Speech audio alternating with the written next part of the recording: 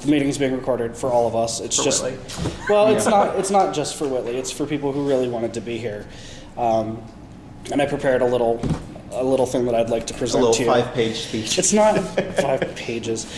Anyway, it was going to be really formal. I'm not going to do that. Most of you know who I am. For those of you that don't, my name is Derek Gamble Ernst. I am a graphic artist, a DJ, CEO and owner of Drag Styles, a new clothing line.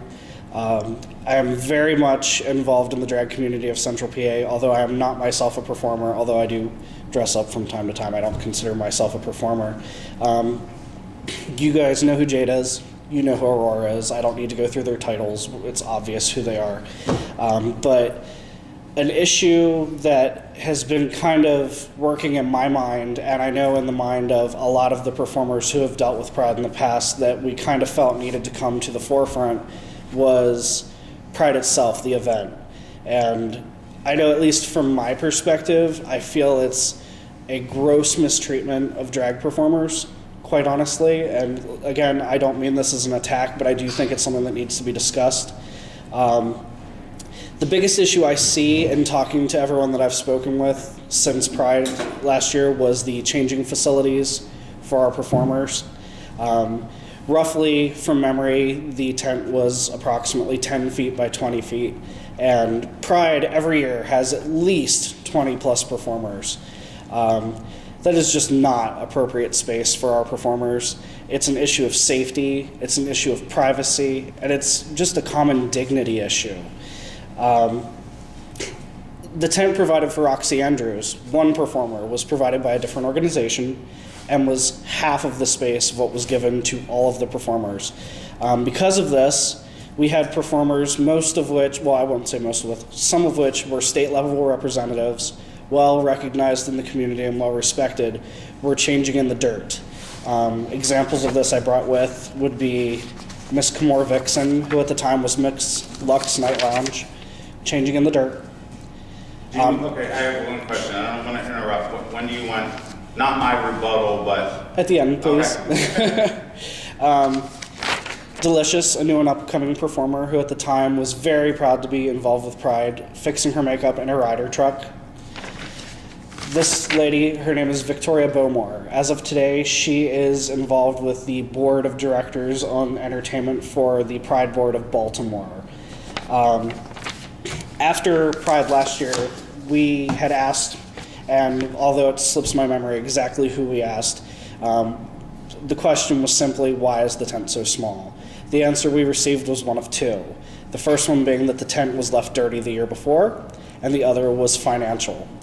The first, I would like to argue, if we remember correctly, the year that Minnie Starquake took the crown, Pride ended in a downpour, a furious downpour, which I have photographic evidence if anyone needs to be reminded.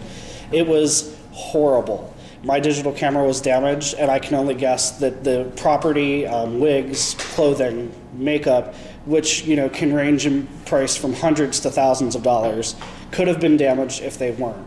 So I find that argument a little disheartening. Also, the fact that the tents were left up overnight. We all know that park is visited quite regularly by the homeless population of Harrisburg, so it's not out of the realm of possibility that they were using those tents as well. However, the tent was not very large, so I can't imagine that any scale of cleanup for that was really that difficult. The other answer we received was that cost was an issue. While this is most likely the case, I would like to ask the Pride Board how many companies, and you can rebut at the end, how many companies you guys have tried. I actually got a price quote for you this morning for a 20 by 20 tent, which is roughly double the size of what was provided last year, with walls for privacy, for a price of $160. Pride Queens, as Brad mentioned before, and Kings, we don't want to leave them out as well, have raised thousands upon thousands of dollars. From the perspective of someone who is greatly involved with the drag community here, it comes across as being donate your time, donate your money, which they do so willingly, in order to be able to even perform at the event, and then, once again, your donating your time. So it comes across kind of as a donate and donate, so we allow you to perform at our event, and then you're going to donate your time again, which, like I said, they do willingly. The problem becomes when you have performers who are donating their time right next to passing traffic, protesters, and this was the case at the Dame Glenda stage and the main stage. I have pictures of Whitley, your current title holder from this year, Aida Snatchwell, who is your current reigning Miss East Coast All-American Goddess, also Belladonna, who is the partner of Jesse Gant, who was actually assaulted by a religious protester who showered her with holy water because he thought she was a demon of some sort. It becomes an issue of safety more than anything, and just dignity. There really is, no good excuse for it. I mean, I'll allow for you guys to explain, but it really comes across as not seeming excusable. The biggest issue also being when you have especially drag performers and also those who are considered transgender, if Jade would be seen by a police officer outside of a tent due to lack of space with prosthetic breasts exposed, he could be arrested for public indecency. And we have many performers like that. It becomes a big issue. And it's not something that's new. We've had this issue for the past few years. I don't think it's asking much. I hate to sound bitchy, and I really don't mean to, but I am really, really passionate about this issue because I am the husband of a performer. I don't think it's meant in a malicious way. It may just be an oversight or a lack of planning. I will say if cost is an issue, there are things that are done by the Pride Board quite publicly that make that seem rather shady, including hotel rooms for board members, limousine transportation, and also your dinner at the end.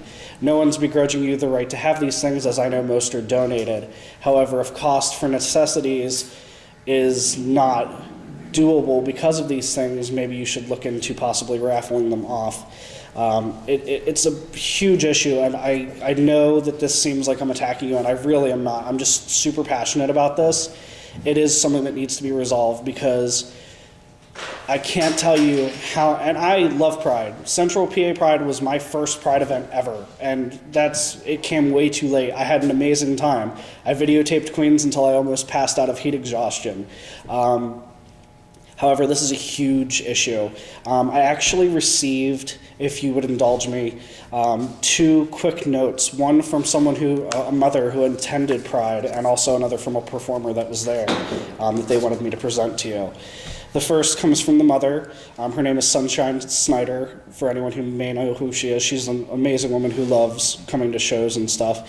She wrote, "To whom it concerns, I go to Pride Festival with all 5 of my littles, and we enjoy a day of love, laughter, and song. This is all due to the devotion of the wonderful kings and queens who perform at this event.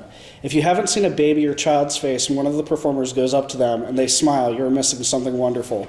I saw Whitley Nicole Dier go up to an infant last year at Pride, and the smiles and giggles she got from that baby were so cute that the whole audience couldn't take their eyes from them. My own son got to meet and take pictures with Roxy Andrews last year. He couldn't stop smiling or talking about it for weeks. Or let's talk about when Izzy Ahi did his Happy song. No one could do anything but smile and find joy. These humans provide a vital part of the Pride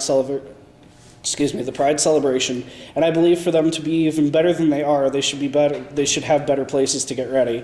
How would you expect a beauty queen to change and be their best with an inadequate place to do so? To many who come, young and old, that's what these ladies look like, beauty queens. Thank you, Sunshine Snyder." The other would be from a performer. His name is Mesra Prince. He is currently the reigning king for the Foundation for Hope. He said, "To whom it concerns, I, Mesra Prince, feel my experience performing at Harrisburg Pride 2014 went fairly well. My main concern was space.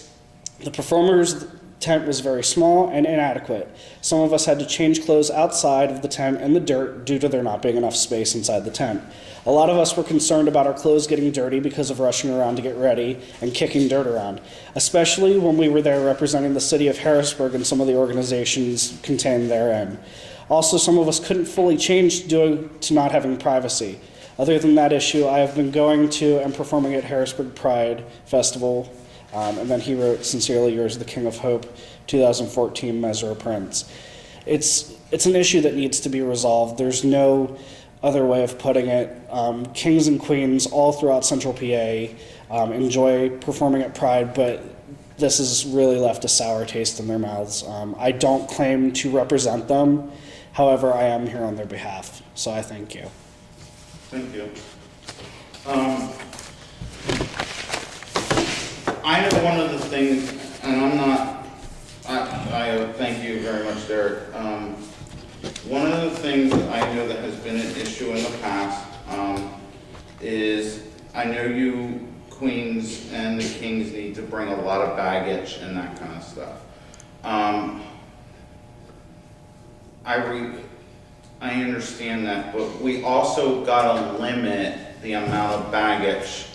And I know, certainly without naming queens and stuff, they have to bring like their whole wardrobe to do 1 or 2 numbers. And then they should be told you get one small bag inside the tent and everything else sits outside. Well, and in the last couple of years, I know when I ran the event, I was very blunt. I was like, don't bring your entire wardrobe. And we still didn't fit. Because people do, because sadly some are not thinking of that. And I think it becomes a point that the director of entertainment or whoever sends out a mass email to everyone says, bring only what you need to perform and walk around in. And I know last year there was a big issue with a number of queens actually doing their makeup in the tent. They were told, come prepared, and they didn't. So. But regardless of whether or not they do, that tent was barely adequate for like 8 people. Can I ask you where you got that quote at? Because I'm gonna call them first thing tomorrow morning. Absolutely. It was a company out of Mechanicsburg.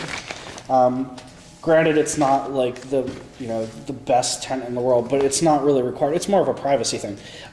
It was called A1 Party Rent All, Yeah, and this is sure.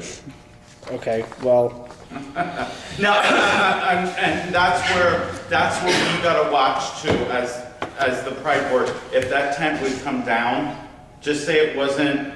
They don't have the proper insurance to cover. If that tent would come down and kill 3 of you queens, guess what? Aurora goes on stage. I'm just saying, and I thank you for going. And well, what do you guys feel? What do the queens feel that is adequate? 20 by 20 at the least. And I know that there has been a concern this year with the lack of shows going on, and we will get to that in due time.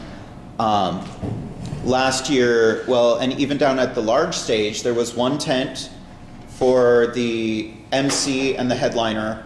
Meanwhile, myself, Mesro, Aida, Whitley, and someone else. Jada all had to change outside with a protester watching us. That was so invasive, and that was also the same time I left the stage in tears due to the stage manager clearing the stage with me on it. I had to move around him. That's Whitley in the public eye in her underwear. Yeah. Right by the main gate. That's also where Belladonna was assaulted by the protester. Granted, the protester wasn't completely out of his mind because she looked scary as hell. Keep in mind, this photo was taken after the fact in a way to try and make light of it, but it could be considered assault, quite honestly. So why wasn't the Pride Board notified last year about this? Because this is the first I'm hearing about it. I brought it up 2 years ago. I mentioned it a couple years ago, and I was told we were not getting a bigger tent because the tent was left a mess. No, but I'm not to interrupt, but I mean, if someone threw water on her. Well, that's her own. I'm just using that as an example of why this is necessary to keep that from happening in the future. Whether or not Bella decided it was a big enough issue or not, it was something that occurred and should have been avoided. So, I guess what I'm trying to ask is that a result of her just being in her dress or garb, if you will, being near the fence or wherever she was, or is that really a result of, and I understand the tent was too small and everything, but are these two separate issues? Because I'm thinking that they are. The one is, hey, we didn't have a big enough tent, I didn't have a place to put my makeup on and get dressed. I was out in my underwear, separate, break, whatever. Hey, someone threw water on me, and I don't feel Keep like I in was mind though, respected. maybe not in this particular instance, but especially at the Dame Glenda performance, the tent is probably 12 feet from a busy road with no sidewalk. It would be so easy for someone disgusted by the appearance of drag queens to cause damage to them. That was just an example I was using because it's one that I have known of. I'm not saying people are out there with Uzis, peppering our queens. Actually, that was a couple years ago. when Well, we had you a did total have the black. sniper incident, Yeah, but it was fun. I'm just saying, when you have queens and kings especially, because I feel like that's the part of Pride that people who do not approve of Pride latch onto the most because it's the most extravagant. When you have a condensed area of publicly visible queens and kings, especially when they're mid-changing, that creates such a vulnerability. It's unfathomable the amount of damage that could be done quite easily. So I'm off just to ask a question. Besides we've established that the changing tent was too small and the proximity to the street, the proximity of the stage in general, the performance area to the stage, to the street, are you saying that also is a safety issue in your mind? That stage is too close to the street? Yes, but it's never bothered me, but I think I'm so focused on performing at that point and not falling because we're on the ground and we're wearing heels. I will say this past year, that was where the most silent witnesses were needed. That's kind of where all the protesters, aside from the one that doused Bella, they kind of latched onto that spot again because drag seems to be the part that protesters kind of veer towards. And in rebuttal to that too, we're very, very, very limited, as we have found out over the past 2 years. And I'm not trying to argue with you. We're very, very limited where we can go with those two tents in that park now.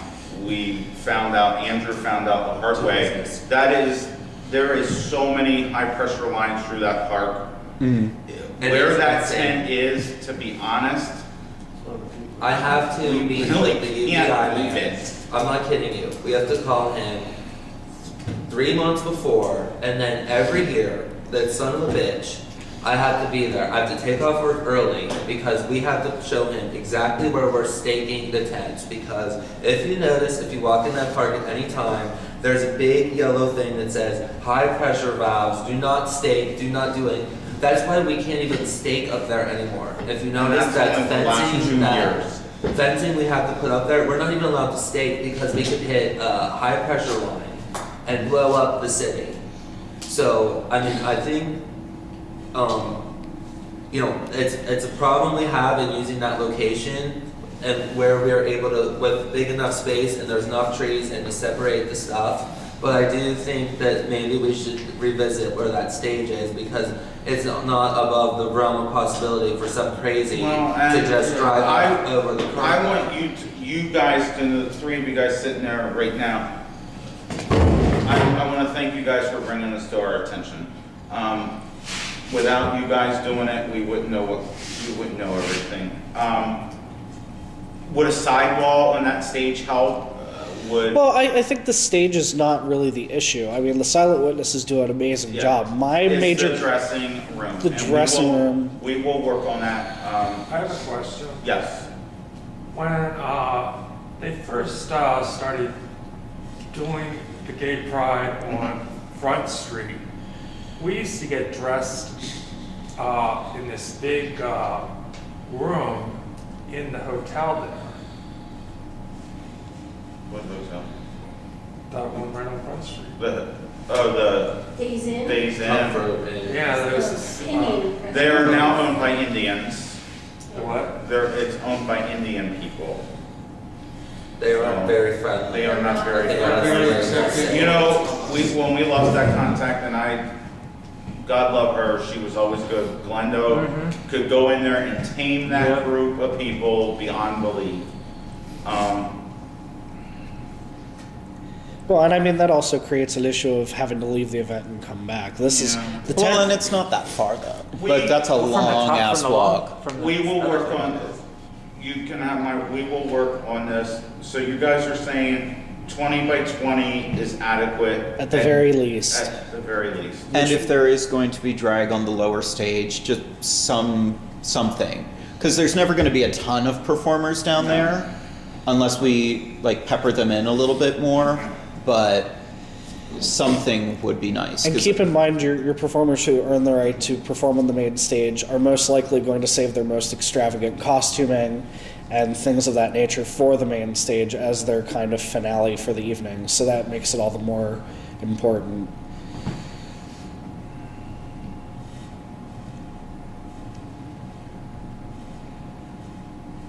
I just know personally, after having a scare, not at Pride, but a drag show related scare within the last year, my spider senses tingle at the thought of any kind of danger, and Pride's kind of out there in the open.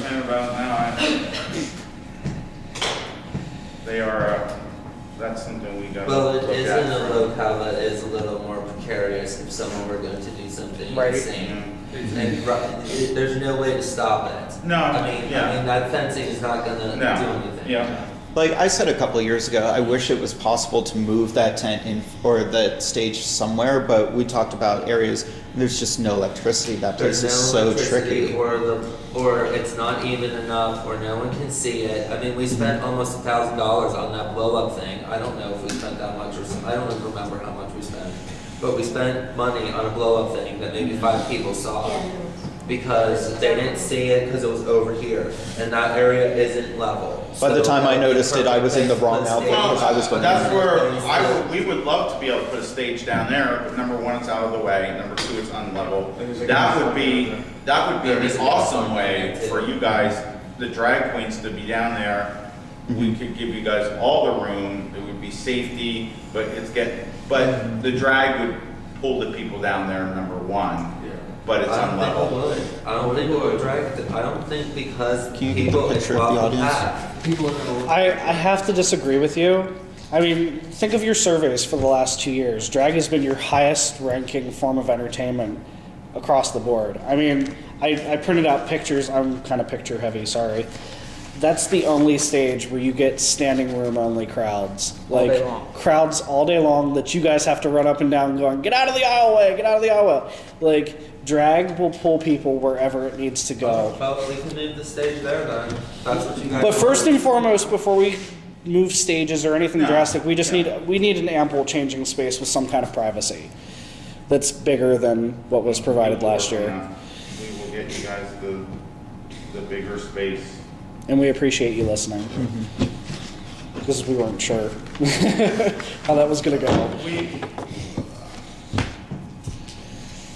I will say on behalf of my board, and I'm going to call them as my, we are all ears. There might have been other boards and stuff in the past that were set in their own ways. Not one of us on this board is not willing to listen and do. And I feel that we have made, Andrew did those surveys the last couple of years so we could get the input of the people to figure out what they wanted. Because we want to see Pride grow, we want it to be larger or whatever. So we need to know what's working and what's not working. So, but like I said, I want to thank you guys for bringing that, and I mean, don't ever feel that you can't come to myself or the board without, we're not gonna, now, years and years ago, you probably would have been told to get the hell out. I mean, Jamie, you know that.